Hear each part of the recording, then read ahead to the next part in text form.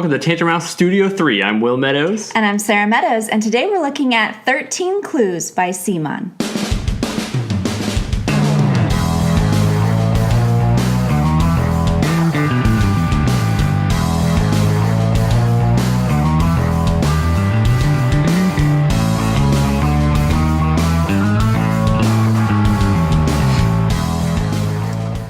13 Clues was just released in the US by CMON, and I think they've done a really excellent job of taking an already published game and really kind of refining the components to it, making the setup a little bit easier, and making the whole thing a little bit sleeker. It's a deduction game that kind of is a smash-up between Clue and Hanabi. And like Clue, you're trying to figure out kind of the person, the place, and the thing in order to win the game. But what's different about this version is that everyone has their own unique case. At the beginning of the game, each player is given a privacy board, 2 cards are inserted on the inside sleeves of that board, and 3 cards that the player doesn't get to look at are inserted on the outside.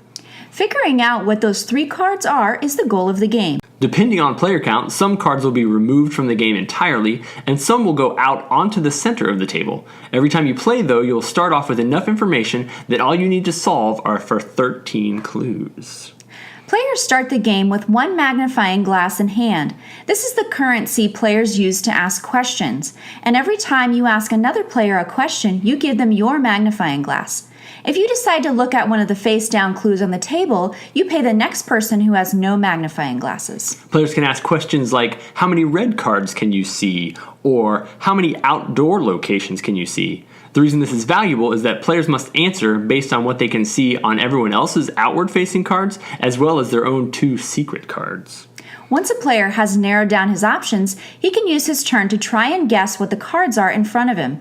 If he is correct, he wins. One of the interesting things about this game is that if you don't guess correctly, you're not out of the game. So in most of those deduction types of games, if you guess wrong, you're out. In this one, usually what it does is it kind of gives other people some information about your cards, so it kind of hurts you a little bit, but it's kind of cool that you can risk it and wager like, oh, I can narrow it down. I might as well guess this turn, because if I don't get it right, then next time around, maybe I can get it right.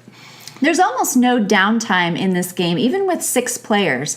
Every question a person asks gives valuable information to everybody. So if somebody says, how many long-range weapons can you see? And you say 3, and the other player can only see 2, they know that that player answering either has 1 behind their screen that they can't see, or you have 1 in front of you that you can't see. Yeah, there are a lot of really interesting opportunities to ask questions that narrow it down for you, but maybe don't narrow it down for other people. I do always feel like, ooh, I got that. It's the same feeling that you get in Clue when like somebody asks a question and you know 2 of the pieces, so you're like, oh yeah, I narrowed it down.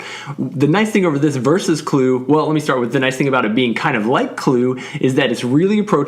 It's easy to explain to people because they understand the concept, but you get into it and it's much like faster, less drawn out. In Clue, you're rolling the dice and you're like hoping you can beat somebody else to that room, and it just takes you forever to even ask questions. In this one, like you said, no downtime. You're always thinking and guessing. You're strategizing about your next question. Just kind of gives you lots of really cool thinky opportunities, puzzle solving obviously, and then kind of a little bit of a push your luck, like do I guess now or do I wait a turn and really narrow it down? So lots and lots of great options, and winning feels really satisfying every time. Oh, shut up.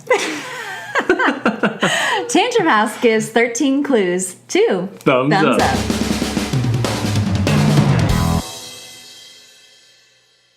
And really refining some of the components and the stuff. 13 Clues is a smash-up of Clue and determine who done it with what weapon and where and which location. I forgot that, and then I was like, oh shoot, what's she gonna say? Oh yeah, I gotta work in something every time. It was okay.